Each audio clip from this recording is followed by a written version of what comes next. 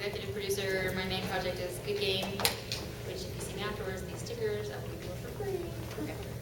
My name is Brian Stillman. I'm a director, producer, cameraman, caterer, whatever, both an indie film, for a documentary called Plastic Galaxy, the story of Star Wars toys, which is screening today at 4, if you feel like seeing it. My name is Justin Payne, and I am the writer, director, producer of the Ninjas vs. trilogy and Trek Off the Motion Picture. And Ninjas vs. Monsters is playing at 6, and the Trek Off panel's at 10. I'm sure I'll say that about 10 more times. And don't pick up the entire trilogy. Hey, my name is Seth Polanski. I am the executive producer of Dyson Men. I did all the sound for it, and my wife and I have been making short films and feature-length films for a very long time, Cable Productions. And we are screening tonight at 8 o'clock of Dyson Men, right over there, so you should all come see that. So the rest of your days are set. Yeah. So you're at 4. I'm at 4. You're at 6. I'm at 6. You're at 8.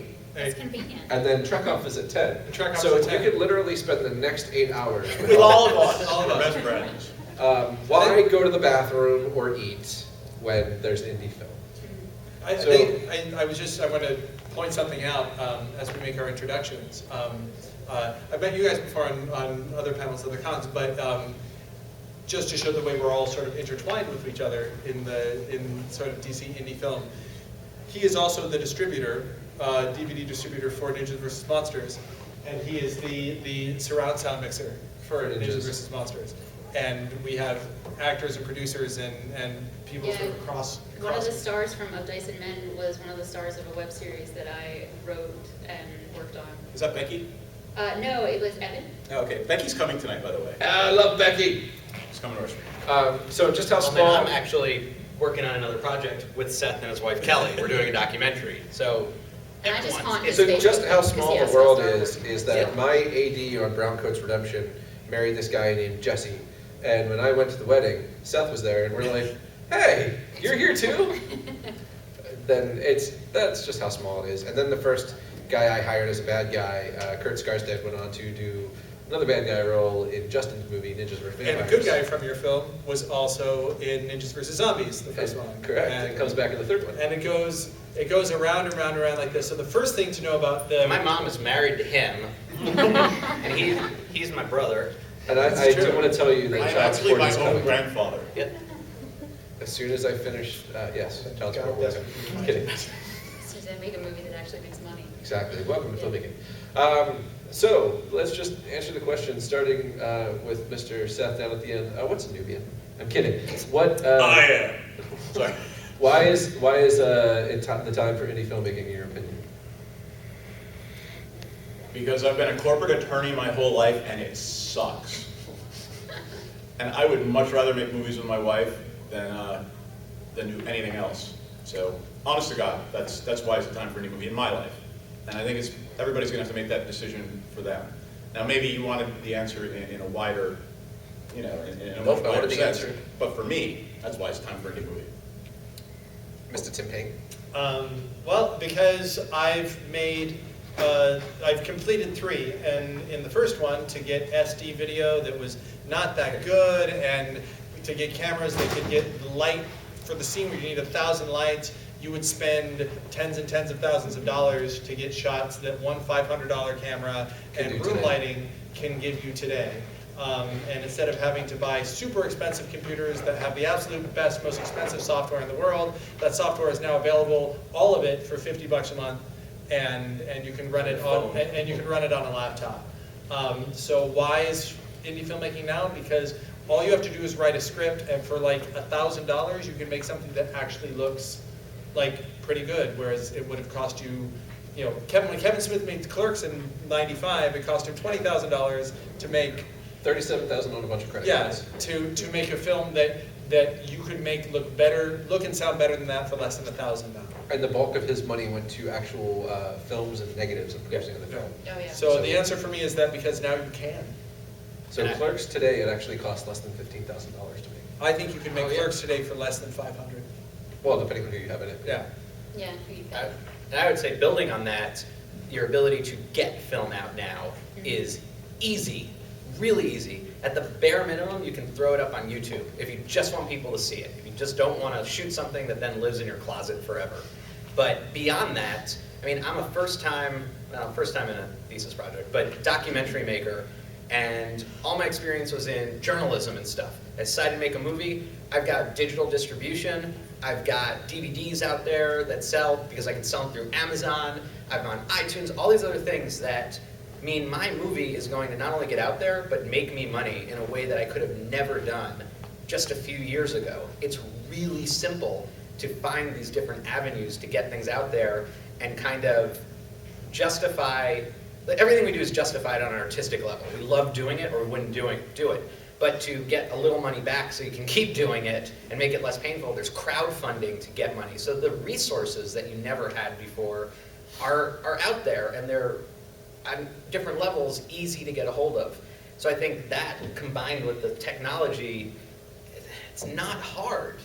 I mean, it's not easy, but it is pretty easy. It's amazing. Yeah, I mean, just looking at my own sort of stuff, back in 2011, I was finishing up my master's degree and I shot my thesis, and I shot it on 16 millimeter, which was a crazy idea at the time. Still a crazy idea, but anyway, when I shot that, to get it out to people in any sort of online format would have been very difficult, but now it's going to be released on Steam this month through Devolver Digital, who also did Good Game, and through my partnership with them, we're up on 9 different digital avenues. So, like, you know, however you want to get my movie, you can get my movie. If you want a DVD, I have some in my bag.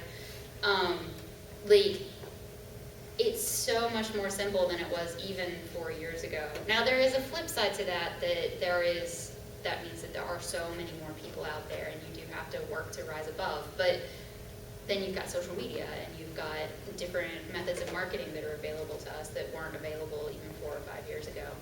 So and also there's the whole idea, like, you know, because indie film is now possible, you don't have to sit there and please some, like, I'm probably going to offend the rest of the panel, you don't have to please some rich old white dude to get your movie made anymore.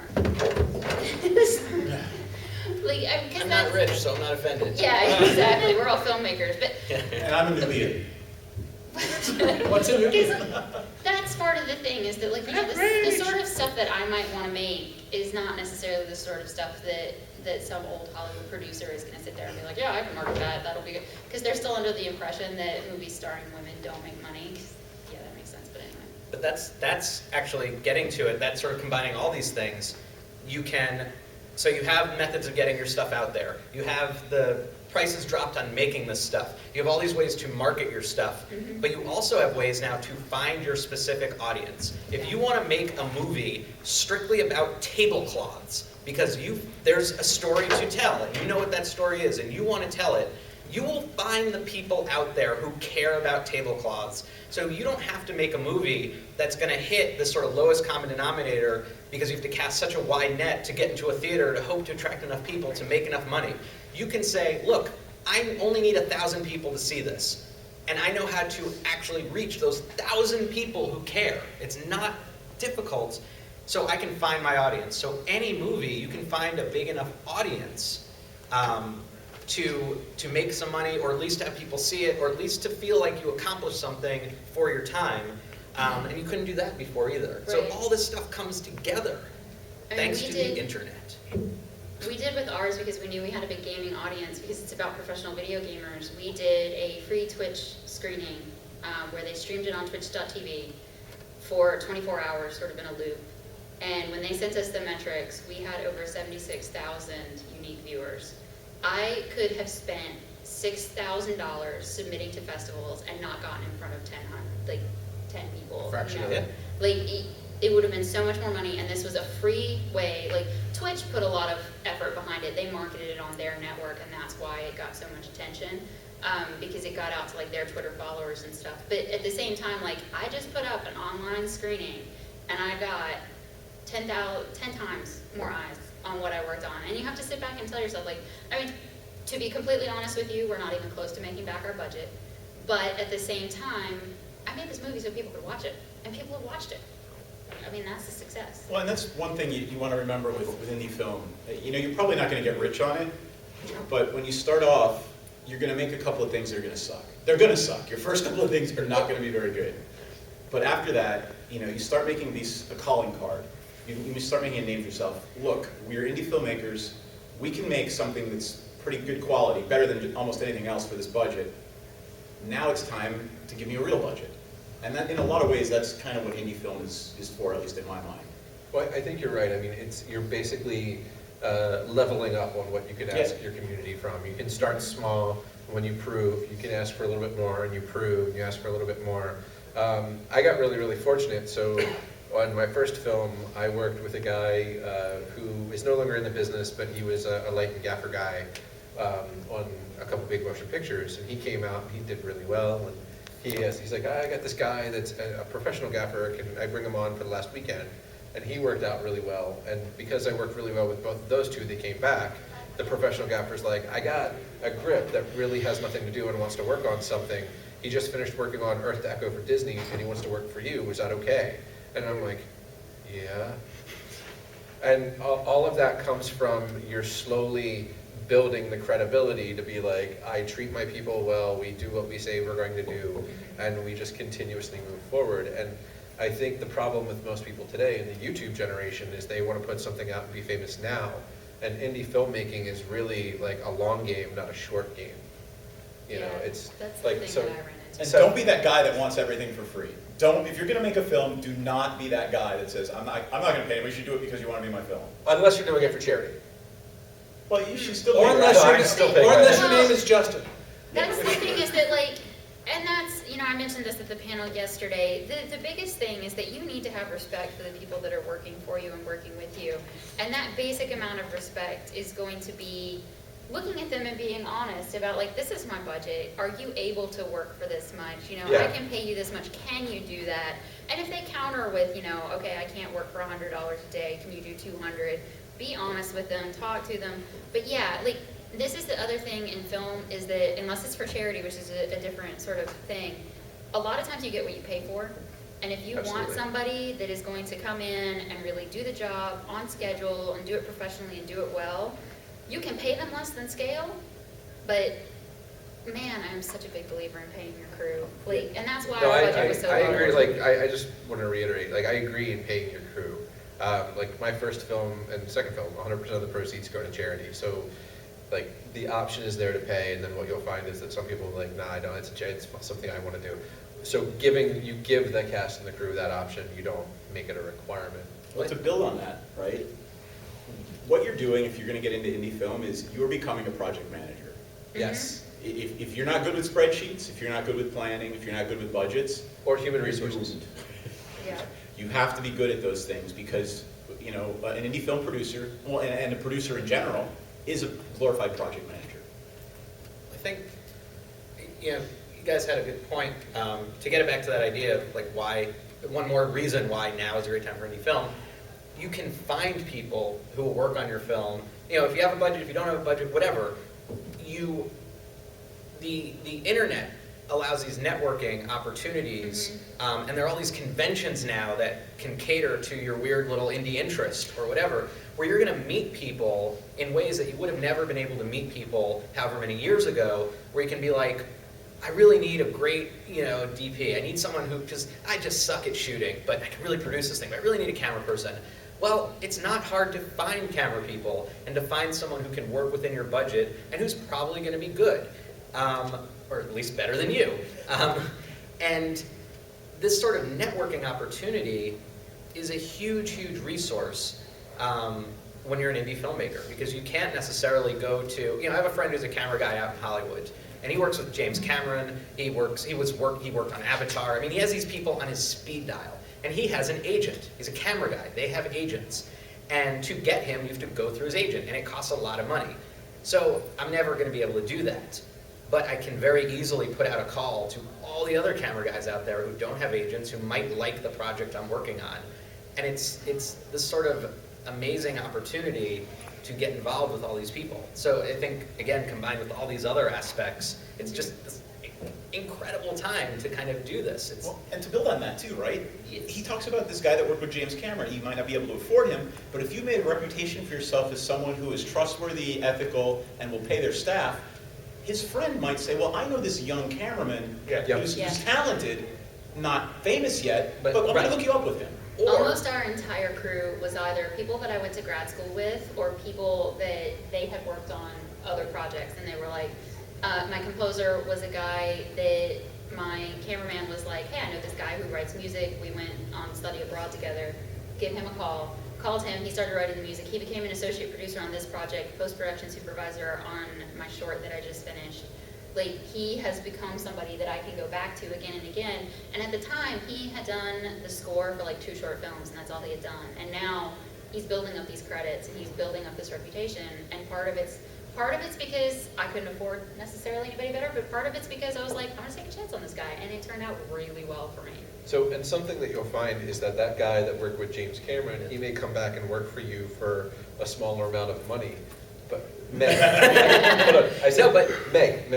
But In some examples. okay, for example, the guy that's Yeah. my DP on Zcons worked with Ang Lee on The Incredible Hulk. He worked on I Am Legend, and he understands. I may not necessarily be able to pay him an opportunity, but he also, as much as I could, but he does also understand the value that he brings. So I can go get some inexperienced people who he's like, well, what I can do is I can essentially train a whole new staff of people that I can build my own pool of people to call from, so that the young kids are working with an experienced guy greater than they would ever get in college. The older guy is working, like kind of building his own crew that he can take from my movie to the next movie that he wants to work on. So there's a little bit of a trade-off for everybody there. The younger guys aren't getting paid as much, but they're getting a way more experience than they normally would. The older guy isn't getting paid as much, but he's getting a team that he knows that wherever he goes in the United States, if he needs more people, he's got experienced people that he's worked with in the past. So it's a little bit of a trade-off financially for him, because he can bring those people later down the road in the future. Well, and getting back to, oh, sorry. Well, I was just going to say quickly, I might not ever be able to hire this friend of mine, but because of these sort of great networking opportunities, because I met him on like an internet forum having nothing to do with filmmaking, you have that opportunity now. He might never work for me, but he always answers my emails when I have questions. So it becomes a great resource, and all these filmmakers that you meet can answer questions. You know, you start building these networks of guys who work in Hollywood and people who work in indie film, whatever. Maybe you don't know how to do something, but you know, I can be like, hey, how did you get that thing that you did? And she can be like, oh, I did this thing. And I said, whoa, I will do that thing next time. And yay, I've done a thing that I didn't know how to do. And he can do that too. 365 days ago, I didn't know these two guys. And Yeah, we in those actually met 365 days, I've done a 5.1 surround mix for his movie, and we're working on a documentary. I mean, that's just how it works. And I think that networking is a huge, and huge, gigantic part of that. That any chance you get to meet people, any chance you get to be nice to people. I will say this, and this makes me sad. When I meet actors, and people have talked about working with me, and people talked about working with you guys. Everybody, actors and crew, have these horror stories of people who are just assholes. Mm-hmm. Like people who are just, I'm the director, you do it because I said it, you know, and that, you know, those guys tend to come and go pretty quickly. Yeah. You and know, those guys tend to not get work again in the future. Right. Well, and that's what I was going to say a second ago, is going back to the project manager idea, is one of the things I harp on all the time is that your role as a director, especially in indie film, and especially when you can't pay your crew full scale and all that stuff, is, the way I put it is, you're empowering them to do their best. And so you're finding that good DP, and you're looking at him and you're letting him, you're saying like, this is my creative vision, this is what I'm trying to achieve, how would you like to help me do that?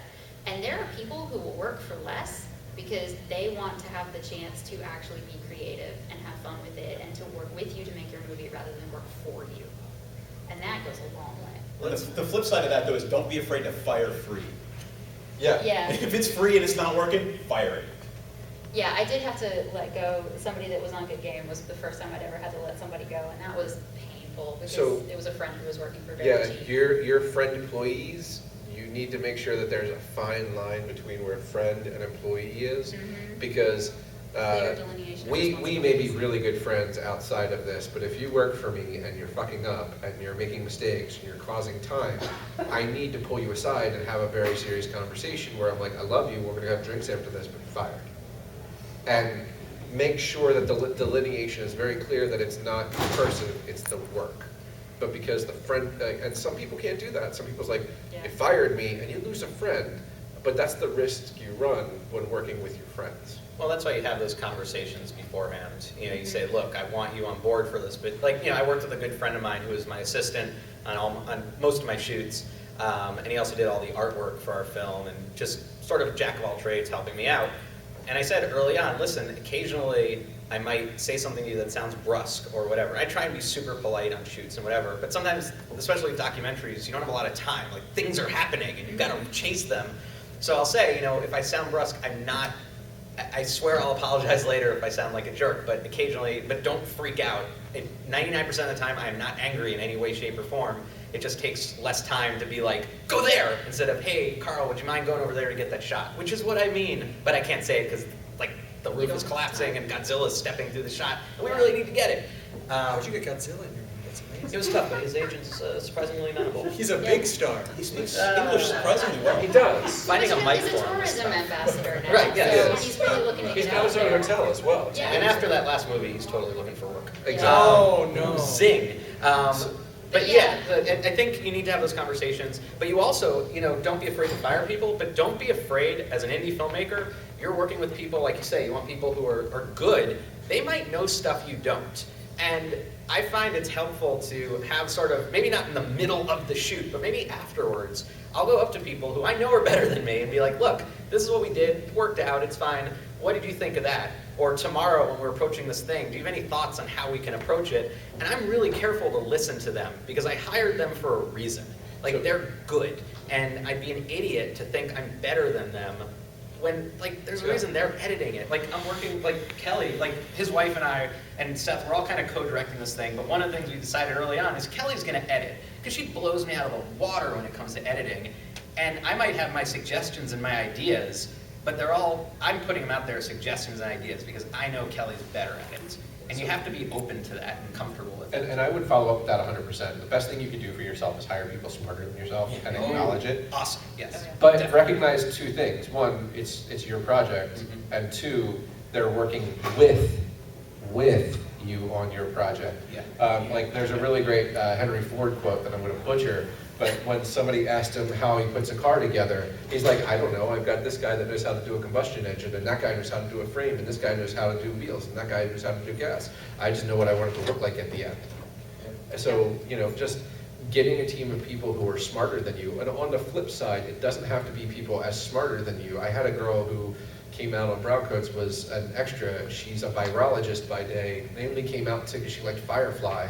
And we needed somebody that was tiny and that could move quick to be a focus puller for the 360-degree shot.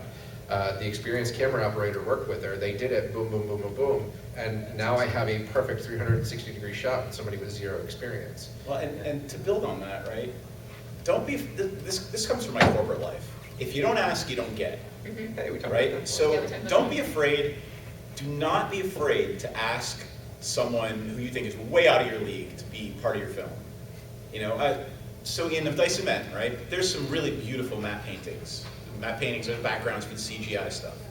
And I mean, we got a guy, I put a post on mattepainting.org. I said, look, new project, it is paid, not paid a lot, but if you're interested, you know, here's the specs, get in touch with me. This dude, Dave Tipper from New Zealand, got in touch with me. He has done matte paintings for The Lord of the Rings and The Hobbit. And he's like, yeah, I got some stuff, you can use it, here's what it would cost. I'm like, really? All right, bought. So just don't be afraid to ask people for stuff. The worst they can do is say no, as long as you're respectful about it and you don't have an entitlement air about you. You know, the worst thing you've done is made a contact. The best thing you've done is get Out of Baldwin in your movie.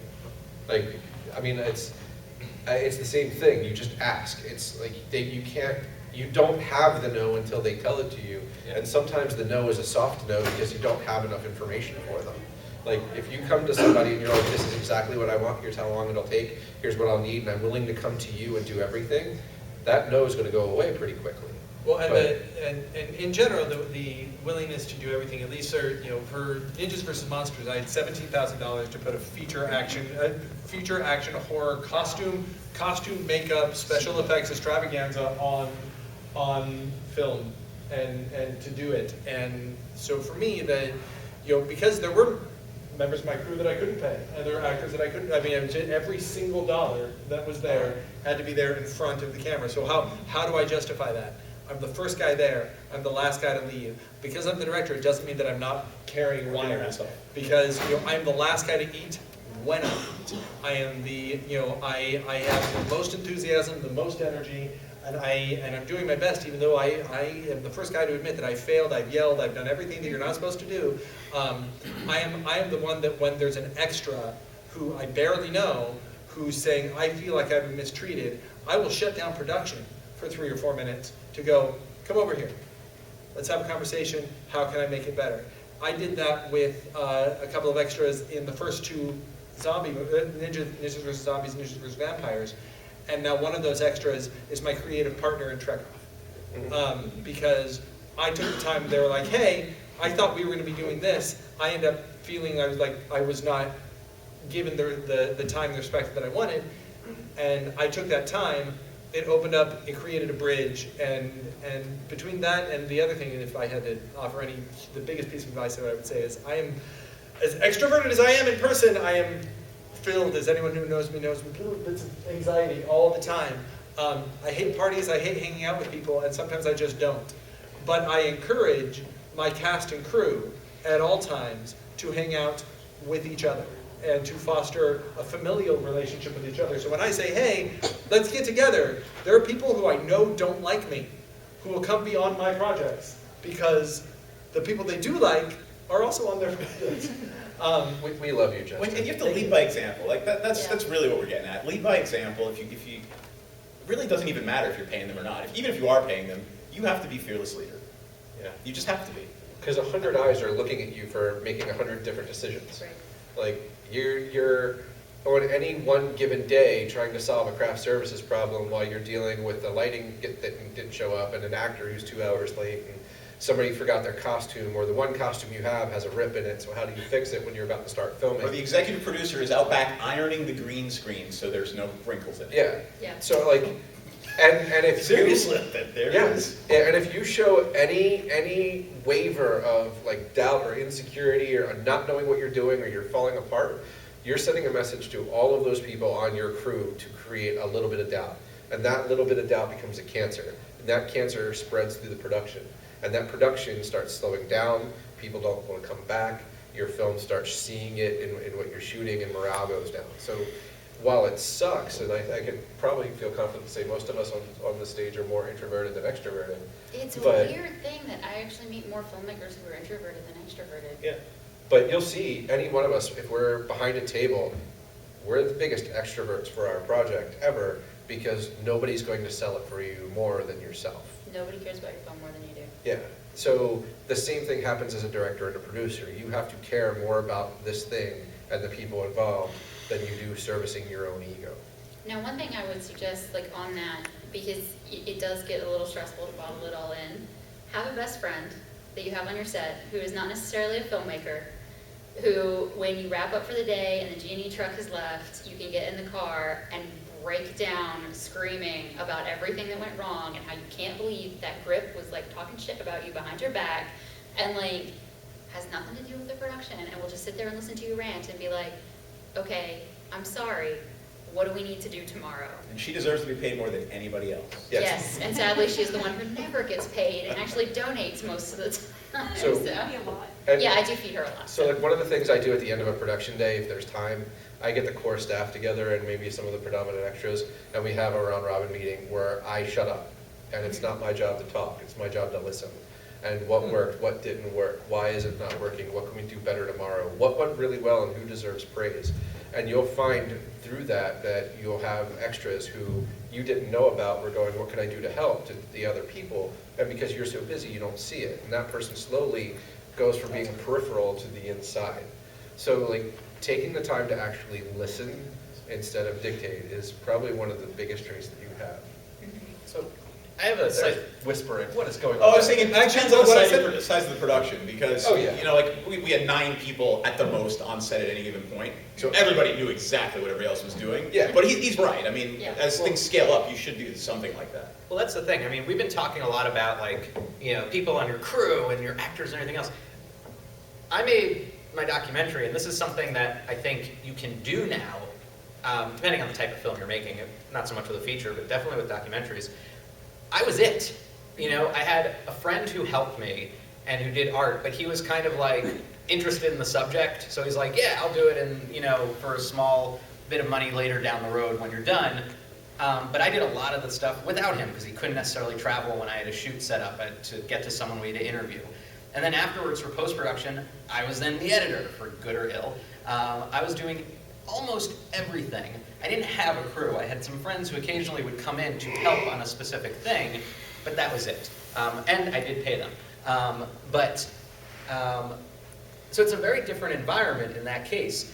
You know, I can't fire myself, even though there were things that I did that I was incredibly pissed off about.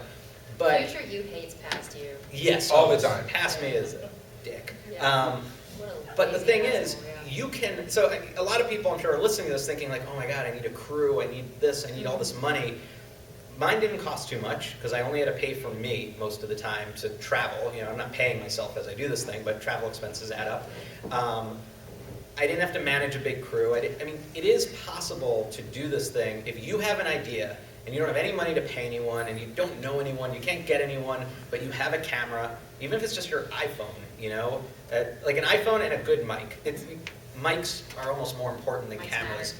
This is hard. Well, especially if you're doing documentaries, you can always cover a bad shot. Like if I'm you interviewing, pretend it was an artistic choice. well, if I'm interviewing you and the camera suddenly gets weird, I can throw B-roll over it or a cutaway or whatever. But if the audio goes down, I'm toast. Yeah. There's no way to fix that. So I would say, yes, you can make a documentary on a iPhone, but try and get a good mic. But the point is, you can literally do it on your own if you have to, and for certain types of films. Well, so don't be intimidated by all this talk of the crew and the money and this.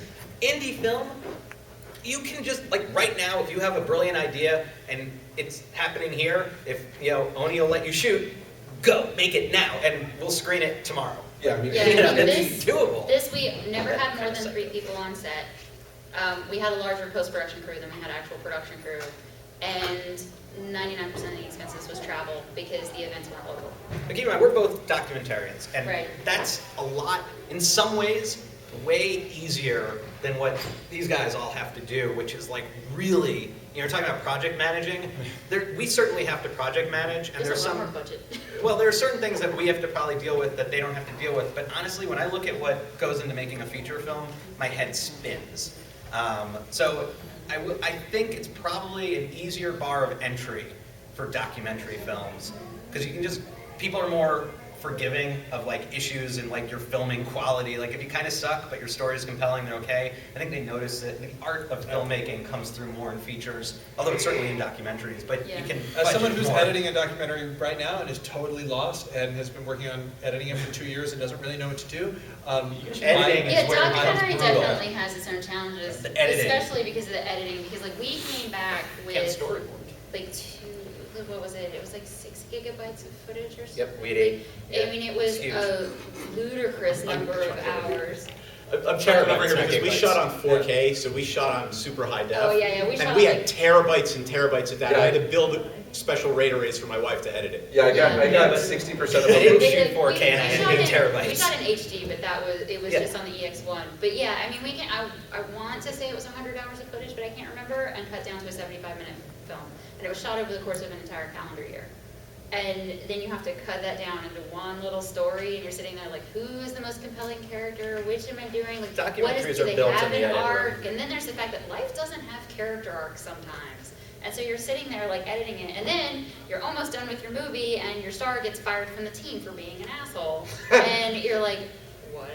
How am I gonna wrap this into the film? And suddenly you're putting tweets on the screen and stuff you hadn't expected to do. And like documentary is definitely, and this is the other thing, and I totally, like I said, I've done fiction short films, so I 100% understand that like the script you go in with is not the script you come out with, but that is turned up to 11 on documentary films where you go in and you're like, this is the movie I want to make. It's about these esports guys in Korea. Oh, you're moving back to the United States. Okay, it's about these esports guys in the United States. Oh, suddenly you started losing all of your tournaments. Oh, it's about burnout and esports. Like, you just keep going